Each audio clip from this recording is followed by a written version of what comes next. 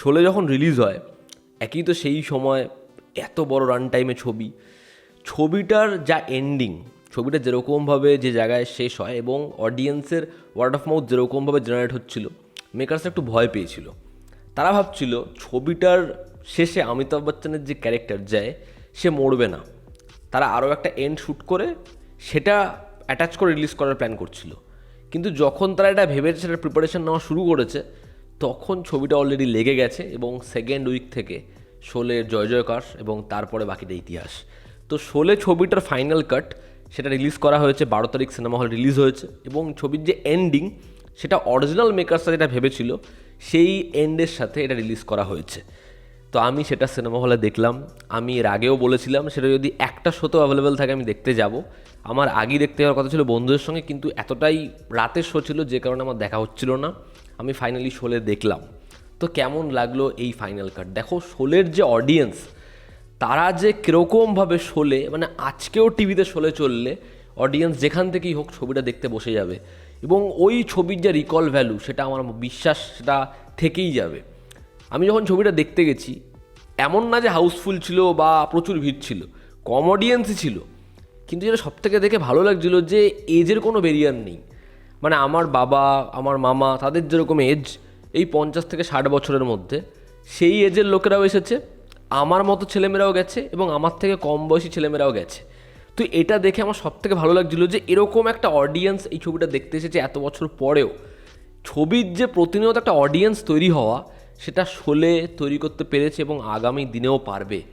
এবং একটা ছবি, মানে শোলে যখন আমি দেখেছি এর আগে, এরকমভাবে কখনো ভাবিনি যে সেট পিস ছবিতে যেরকম এখন হয় না যে এপিসোডিক ফরম্যাটে রাইটিং, তুমি ভাবো গোটা শোলে ছবিতে সেটাই রয়েছে, কিন্তু কি অপূর্ব, কি সুন্দরভাবে সেটা জুড়ে রয়েছে। আমরা কখনো এরকমভাবে শোলে দেখিনি। আমি যখন থেকে শোলে দেখছি, আমি ভাবছি সুকুমার থেকে শুরু করে রাজামৌলি থেকে শুরু করে এরা ছবি তো বানায়, এপিসোডিক ফরম্যাট তো ধরে, কিন্তু সেলিম জাভেদ থেকে শুরু করে রমেশ শিল্পী এটা কবে করে দিয়েছে। গোটা ছবিটা দেখো, প্রথমে যখন ঠাকুর এই দুজনের সাথে কীভাবে পরিচয়, ব্যাক স্টোরিটা দিচ্ছে, তারপরে সুরমা ভোপালি, তারপরে আংরেজেও কে জামানে কে জেলার, ওদের পোর্শন রয়েছে এবং ওগুলো ওই ফান মোমেন্ট দিতে পারে। গ্রামে আসা, গব্বরের সাথে প্রথমেই টক্কর, গব্বরের একটা ইন্ট্রোডাকশন, আবার বাসন্তীর সাথে ওর পোর্শন কিন্তু চলছে। ঠিক ইন্টারভেলের আগে ব্যাক স্টোরি সঞ্জীব কুমারের, ঠাকুর সাহেবের, কিন্তু এই ব্যাক স্টোরিতে কিন্তু জয়া বাহাদুরির যে ক্যারেক্টার, তার পোর্শনটা আনলো না। ওকে আলাদা করে ইম্পর্টেন্স দেওয়ার জন্য ওটা সেকেন্ড হাফে রেখে দিল। একটা কোথাও একটা গিয়ে ভালনারেবল সিচুয়েশন, সেটা তো বাকি থাকুক, একটা ইমোশনাল কনফ্লিক্ট তো সেকেন্ড হাফে বাকি থাকুক, ওটা রেখে দিল। ইন্টারমিশন কি হাই নোটে শেষ হচ্ছে, আবার যখন ইন্টারভেল খুলছে, তারপরে এই দুজনের চ্যালেঞ্জ নেওয়া, এদের ঠাকুর সাহেবের প্রতি রিয়াকশান বদলানো, এরা আবার গ্রামে থাকবে, বাসন্তীর সাথে প্রেম, সেটা আস্তে আস্তে স্পেস পাচ্ছে, এই জিনিসটা পুরোপুরি চলছে এবং তারপর আসলো জয়া ভাদুরীর যে ব্যাক স্টোরি, সেটা, এবং সেটা কী লেভেলে হিট করে, তারপর হচ্ছে এই চ্যালেঞ্জেস এবং থার্ড অ্যাক্ট ফাইনাল কনক্লুশন। তো যে রাইটিং এরকমভাবে প্রত্যেকটা ক্যারেক্টারকে এই লেভেলে নিয়ে যাওয়া, ভাবো ঠাকুর সাহেব, গব্বর, জয় ভীরু, এরা এই লেভেলে এস্টাবলিশ, তারপরে একটা সুরমা ভোপালিকে তোলা, বা তারপরে একটা আহমেদ মিয়া, ওর ওইটুকু গল্প, ওটাকে ওরকমভাবে তোলা, ওই পোর্শনটা যখন তার বাবা বলছে যে আজকে আমি ভগবানকে ডাকবো, আল্লাহকে ডাকবো যে আমাকে আরও কেন কয়েকটা ছেলে মেয়ে দেয়নি শহীদ হওয়ার জন্য, ভাবো তো ওটা কী লেভেলে ইম্প্যাক্ট ফেলতে পারে। তো এরকম লেভেলে একটা ছবির মধ্যে আইকনিক ক্যারেক্টার তৈরি করা, তারপরে প্রত্যেকটা সেট পিস, প্রত্যেকটা এপিসোডিক জায়গা এই লেভেলে ওয়ার্ক করানো, রাইটিং জাস্ট দুর্ধর্ষ, ডায়ালগস মানে সাধারণ কথাও বলছে, সেগুলো কি লেভেলে লাগে দেখতে, এবং মিউজিক, একটা ছবির মিউজিক এই লেভেলে এরকম ভ্যারিয়েশন দুর্ধর্ষ, প্রত্যেকটা গান, মানে আজকেও যখন ছবিটা দেখছি, গানগুলো শুনছি, কি জীবন্ত, কি অপূর্ব অভিনয়। সঞ্জীব কুমার, আমজাদ খান, অমিতাভ বচ্চন, জয়া বচ্চন, ধর্মেন্দ্রজি, হেমা মালিনী, কী করেছে প্রত্যেকে। মানে যে ছবিতে 1 মিনিটের জন্য এসেছে, সেও যেন ছবিতে ছাপ ছাড়তে পারে। এবং এবার যে এন্ডিংটা করা হয়েছে, ওই যে কান্নাটা, ওটাকে যেভাবে মানে ক্লোজার দেওয়া হয় না, একটা ক্যারেক্টার, ঠাকুর সাহেবের ক্যারেক্টারটাকে কোথায় নিয়ে গেছিলো ভাবো। যখন ওটা ওই পয়েন্টে আনছে না, মানে ওটা তো আমরা দেখিনি, এক্সপিরিয়েন্স করিনি, যখন আজকে দেখছি, এই চরিত্রটার গ্রাফটাকে অন্য দিকেই নিয়ে চলে যাচ্ছে, অদ্ভুত।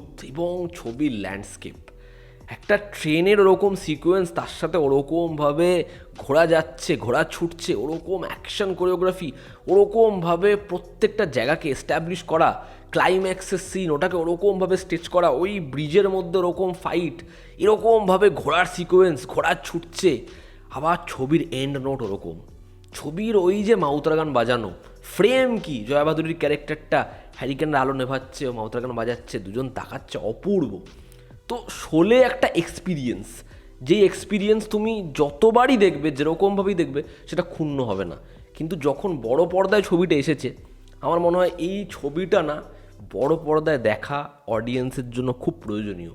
যারা সিনেমা বানাতে চায়, যারা সিনেমা দেখতে প্রচুর ভালোবাসে, আমি বলবো শোলে গিয়ে বড় পর্দায় দেখো। শোলে হচ্ছে একটা ইউনিভার্সিটি, ঠিক আছে? শোলে হচ্ছে যা তোমাকে শেখাবে, যা ভাবাবে।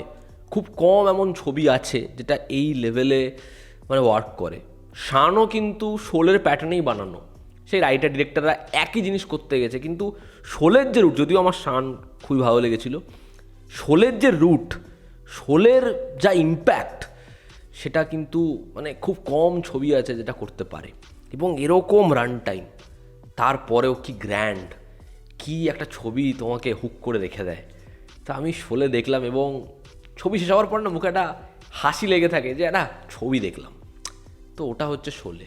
এবং এই ছবিটা রিলিজ করা 50 বছর পূরণপূর্তিতে আমার মনে হয় এটা ছবিতে আজকে যাদেরকে আমরা দেখতে পাচ্ছি আইকনিক ক্যারেক্টার্স, তারা তো অর্ধেকের বেশি, মানে বেশিরভাগ মানুষেরই আজকে বেঁচে নেই, তাদেরকে ট্রিবিউট জানিয়ে এরকম একটা ছবি, আমার মনে হয় তোমরা যাও গিয়ে ছবিটা দেখো, একবার দেখো, নিজের ফ্যামিলির সাথে দেখো, বন্ধুবান্ধবের সাথে দেখো ছবিটা। তো এই ছিল আমার ওপিনিয়ন। এটা অবশ্যই রিভিউ নয়, এটা আমার এক্সপিরিয়েন্স শেয়ার করা। আর তোমরা যারা দেখেছো তোমাদের কি অপিনিয়ন জানিও। যেমন তো আমাদের পাশে আছে, আবার দেখা হচ্ছে, টেক কেয়ার।